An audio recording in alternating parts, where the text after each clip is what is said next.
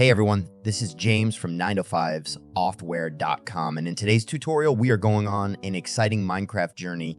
I'm going to show you how to make your very own FTB Continuum server to elevate your gaming experience. Whether you choose to set it up using Game Team services or host it on your Windows PC for free, I've got you covered. Get ready to dive into the intricate world of FTB Continuum with friends or on your solo adventure. And if you want to get started playing FTD Continuum modpack right away with Game Team, don't forget to use the special coupon code in the description for 9to5 software viewers. Now, if you're looking to kick things off with a Game Team server, you'll first want to hop onto their website and create an account.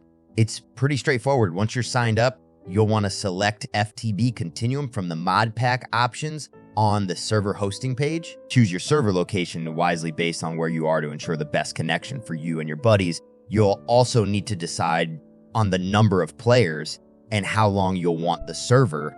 Then it's just a matter of checking out and moving on to the fun part. With your server set up, it's time to make it truly yours. Log into the Game Team control panel and edit your server settings. Grab that server properties file via the FTP file access and tweak it to your heart's desire, tuning the max players, the difficulty level, and anything else you want to adjust. Save your edits and upload that file back and you're almost ready to roll. But we're not done yet. We can't forget about installing the FTB Continuum mod pack itself.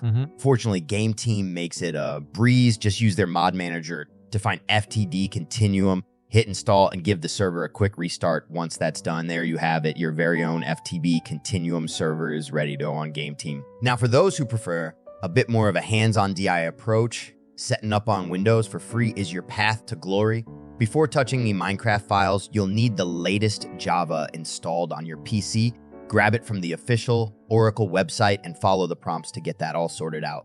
Next, it's time to download FTB Continuum from its official site. Keep that download handy because you're going to use it to create a new installation profile directly in your Minecraft launcher.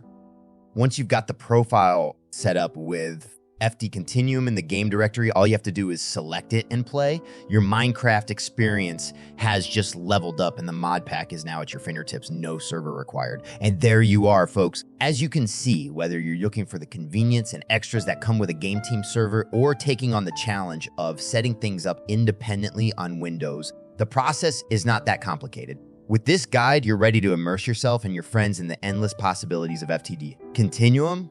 Remember, it's all about the adventure, the builds, and the memories you'll create. That's all for today. If you found this tutorial helpful, remember to give it a thumbs up and subscribe for more content like this. Got questions or ran into a snag while setting up?